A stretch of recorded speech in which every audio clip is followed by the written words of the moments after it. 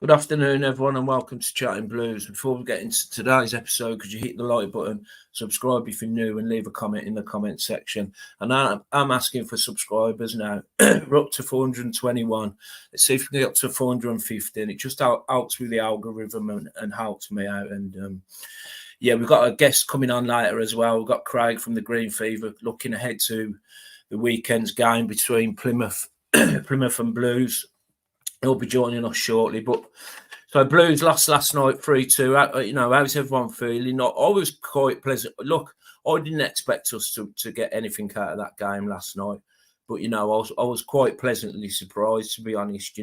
For me, now, I can see what he's trying to do, like the first 6, 7, 8 games under Rooney, I just didn't know what he was trying to do, Well, I did know what he's trying to do, but he was just all over the place.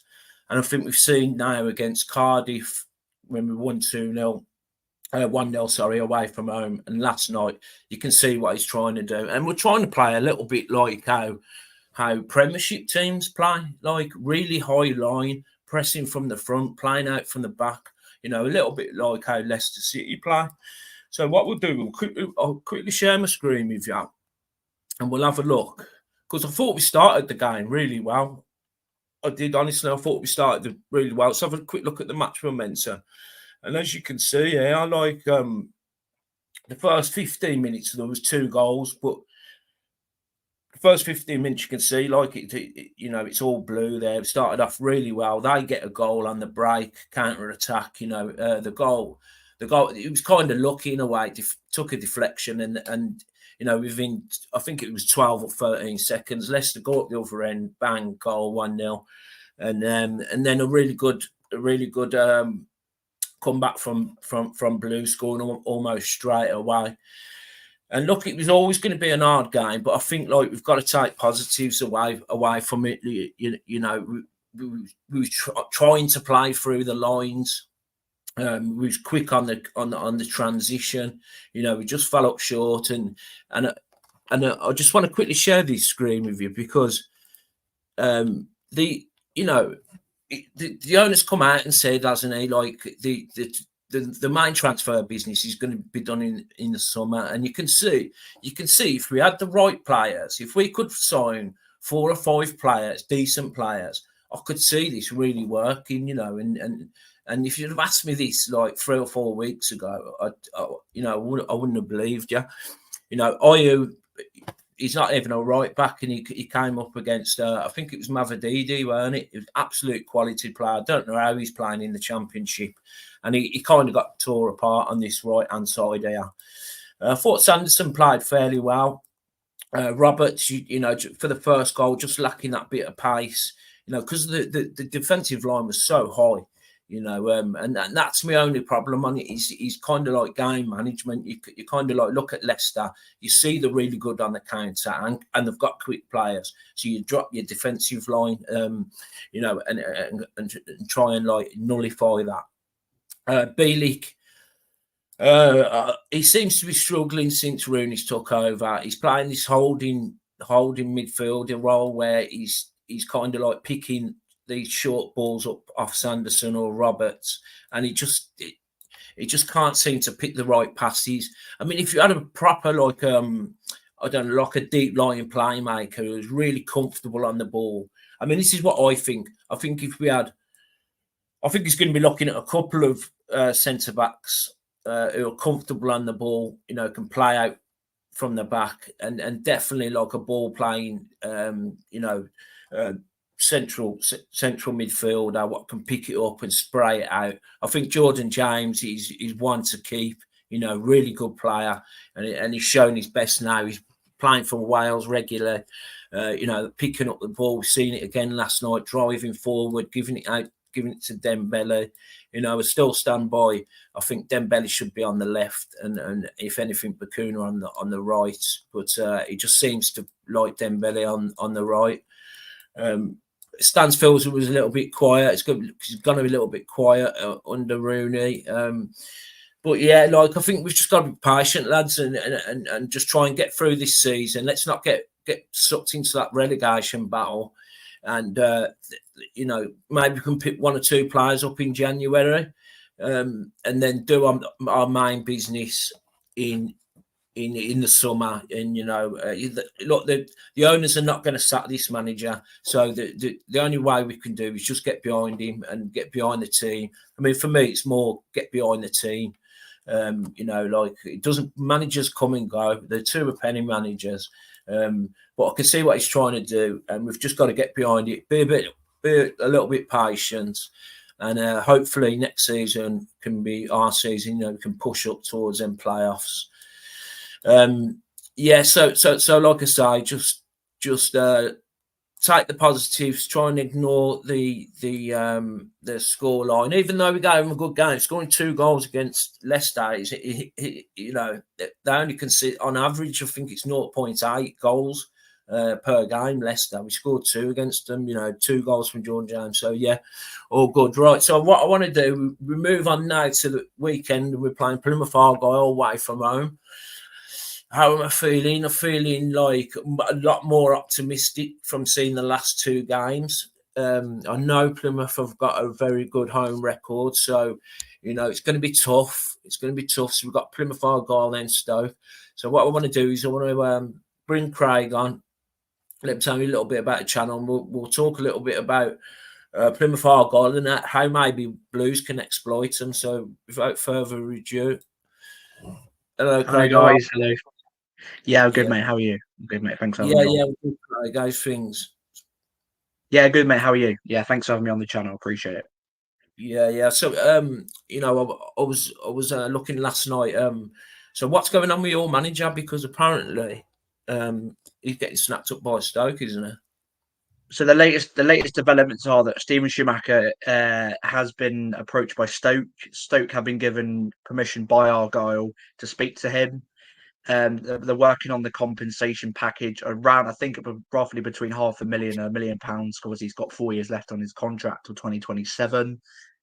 It's going to be a big blow to lose our manager, but at the end of the day, Kevin Nankivell will probably take over as first head team coach. Mark Hughes will probably depart with Steven Schumacher. But I think everybody will get behind Nankivell against Blues against on Saturday, and I don't think that will be much of a distraction, because obviously the fans will be up for it. The players want to be playing for the manager, and I think obviously given your record under Rooney, I think we got a very good chance of getting some points against Birmingham. Yeah. Obviously, the record under Rooney isn't great at the moment, and but like I've just said, I can see improvements. Do I expect anything from? It'd be nice to get a point, come away from home park with a point. So if Steven Schumacher, a good up and coming manager, was to get the sack, not get the sack, sorry, leave for Stoke, and I think that's a mad move. Yeah, that is, because every young manager seems to go there and just completely ruin their career. I know I've heard it be called the Bermuda Triangle, that Bet365 stadium. It just ruins managers' careers. John Eustace was linked with it, and I think he turned it down. So let's go on the basis it's looking really likely that you're going to lose Steven Schumacher. Yeah. So in the long run, Craig, who would you like? There's some decent managers out there now at the moment, isn't there? I think long term, I think I'd like John Eustace. I think it'd be a very good appointment. Obviously, you never know. It'd be great to have him in place for this game, but I don't think that's going to happen. Obviously, Tony Mowbray. I think Alex Neil's linked with the job. Neil Warnock obviously has managed Plymouth Argyle before, so he's in the running. So there is a few decent managers, but I want a young, up-and-coming manager that we build like a Steven Schumacher that will be here for 2, 3, 4 seasons and can help bring through the young players. So I think John Hughes has to be my appointment for me. Yeah, we was having a little chat earlier, weren't we? And I was saying he'd be ideal for you guys. Not much expectation on him. He's just one of them managers. What galvanises the players, the fans. Yeah. I mean, we was all over the gaff when he came in start of last season. We had owners we didn't even know who owned the club. The stands were broke. And he really galvanised the whole team, the players, and you felt part of again. And I'll always be thankful for John Eustace for that. And it'd be a great appointment.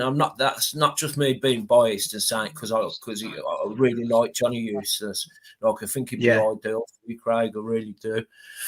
yeah. Let me just quickly share this screen because we're gonna have a look at the league table now. 1 second, bear with me, guys. Sorry, 1 second. Yeah. So let's have a look at this league table then, because you're below us, aren't you? No, I think we're above you. Oh, you are above us, yeah. 16th. Yeah. Now, what I want to do is have a look at your home record. Okay, so let's have a look. I think we're in the top 10 for our home record. If you go to the table, mate, it should be on there. Go table, and it should be. If you go to the table, Table. now if you click on table, mate, go on to the top. Yeah. Oh, yeah, Yeah, home, there yeah. you go. Okay, let's have a look at the home record because I know that we're Let's really good look at at that home. fifth look, 22 points. Yeah. So Look at that. So all of them 22 points have been picked up at home. You've played 11, won 7, drew 1, lost 3. Do you remember what 3 games you lost, Craig? I think it was Millwall, Southampton, and Swansea. That's it. There we go. Okay. Yeah, there we go. That's it. 27 Yeah. goals scored. So yeah, it's going to be some mean feat. That the only teams what have got picked up more points than you at home are Ipswich, Leicester, Leeds, and Southampton. All teams what are right at the top. So yeah. Also, don't also sorry. Also, don't Go on, man. forget, Birmingham City fans, that we've beaten Norwich at home. We've beaten Sunderland. Who else? We've beaten. We've beaten Blackburn Rovers. We almost, took a point at home against Southampton. We've beaten Huddersfield. So we have beaten some very, Sunderland the 7th. We have beaten some very good, even Stoke City. We have beaten some very, very good sides this season. Yeah. And talk to me a little bit about your danger, man. I mean, last time we spoke, which was in August or September, I was pointing out players like Bartley, Mumba, Morgan, Whittaker. Are they still around? So injury-wise, we've got no Ryan Hardy, our number 9, no Mustafa Bundu, but I don't think that's going to be much of a concern because we're in excellent form goal scoring wise at the moment. We're scoring plenty of goals. We've got the likes of Finazaz on loan, as you can see there. He scored. Finazaz. We've still got Morgan Whittaker. We've got Kundal. We've got Callum Wright. We've got Adam Randall. We've got at least 6 or 7 players there that can come up with match winners and can come up with a bit of quality. I want to talk about Jordan Houghton. I think he's going to be very crucial in this game up against Christian Bielik. I think where the battle is going to be won is that midfield 3 of Azaz, Kundal, and Jordan Houghton, and to your front 3. I think that's where the battle is going to be won and lost is that midfield. Who wants it more? Yeah. And how's Mumba and Whittaker been playing? Have they been playing well? Obviously, Morgan Whittaker is in stunning form. Obviously, scored that brilliant winner against Rotherham in the 96th minute winner, and he scored an absolute screamer against Sunderland. If you saw that goal, he's in brilliant form. Bally Mumbas is in different form at the moment. I would have to admit, but at the end of the day, we've got so many threats that you're going to have to negotiate how are you going to deal with this. You may be able to mark Mumba out the game, but then you've got to deal with Whittaker. If you mark out Whittaker, you're going to have to deal with it as ours. So we've got so many threats that you're going to have to negotiate. And I think the wide players, Mumba and Morgan Whittaker, have got the ability to switch. So they can ping balls across from other sides of the fields. They can score from inside the box, outside the box. So it's going to be, you've got so many threats that teams have to worry about with Argyle. Yeah. I'm just looking at your assists here. Luke Kundal got 5. Is he around? Is he still playing? Yeah, he's fit. He's very good in midfield. Offers us a lot in terms of his physicality, in terms of his pressing abilities, keeping Adam Randall at the side at the moment. I think he's on loan from Wolverhampton Wanderers. Luke Cundle, he's been a very, very. But there's been rumours today that Finn Azaz, if the Aston Villa are willing to entertain, that Argyle could offer Finn Azaz a permanent contract. So that's good news considering what we're going through at the moment. So obviously Ryan Hardy's coming back from his injury, so he'll be around not for this game but in the future. I'd imagine probably after Christmas, I would imagine. But good, positive signs around the football club at the moment, obviously regarding Steven Schumacher. Yeah, I was just looking at that Finners and he's got your highest average rating. He's on loan. I think he's our second highest goal scorer. I think Finn Azaz. Is it Finn Azaz? No, it's Ryan Hardy. Is it Finn? No, they're joint. Finn Azaz and Ryan Hardy. He's our second highest goal scorer. Yeah. Obviously Morgan Whittaker's got 13 goals and assist contributions. That's that. As Finn Azaz has got 10. That's crazy. It's absolutely crazy. We've got so many players that can do the damage, but obviously you've got players like Stansfield, of course, the Exeter connection. Obviously, what's that guy Numbele, whatever his name is, from Rotherham tried it. We had him in his pocket. I think Julio's going to have Stansfield in his pocket, but what Stansfield's like. You got Dembele, you've got Buchanan. You got the guy that scored 2 goals yesterday against Leicester. What's his name? Is it Jordan James? Jordan James. He was very good. So. It's going to be very interesting, mate. It's going to be a good game, that's for sure. Very good game. So, are you feeling confident for Saturday? 110%. Oh yeah. Just because Steven Schumacher's leaving the football club doesn't mean that we can't win this game. The fans, I would imagine Kevin Ankerville will take over as head coach. That's probably that's how it works. The first and the assistant manager go. They know that usually the head of the trainer takes over. The fans will be behind Kevin Nankerville. He's managed Argyle before. He'll bring 3 young players, and the fans will be behind him. The team will be behind him. We'll try and create a hostile atmosphere for you. And I think it's a good opportunity to really push ourselves up the table and keep pushing away from that, that relegation scrap. I do think we can win this game, and I don't see any reason why we can't. Yeah. No, I don't blame you being confident, to be honest. I'm going to go for, so we'll go for score predictions now, Craig. I'm going to go for, I fancy us nicking a point. I'm going to go for Plymouth 2, Blues 2. What about yourself? I'll be happy with that. I really would be happy with that. But you know what? Because I said on another podcast, on the Championship podcast, I went 3-0, and I thought I'm going to regret that. I'm going to regret that if that comes back and bites me in the arse. But maybe not 3-0. I think I said that bit of more of a joke on that podcast. But talking a bit serious here, I might have to change that. I do think it's going to be a hard game. And I do see us win. It'd be nice to nick it in the last minute again. I just love a last minute winner. Obviously, we know we've done that two on the bounce now at home. So I'm gonna go. I'm not gonna change. I might go 3-1. I think 3-1 is probably a fair reflection. I won't go 3-0. I think probably 3-1 is probably what I'd say. Yeah. No, that's fair enough. I don't blame you being confident, with that home record. But no, Craig, really lovely to have you on.